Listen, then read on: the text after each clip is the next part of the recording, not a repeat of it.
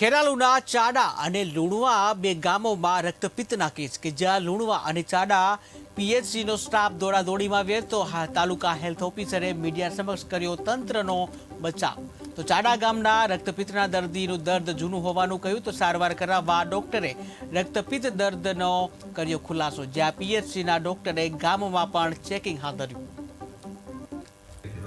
Sir પીએસસીમાં જે રક્તપિત્તનો case મળેલ છે એ જૂનો કેસ છે, જેની સારવાર અપાઈ ગઈ છે અને તે અત્યારે સિમ્પટમ ફ્રી છે।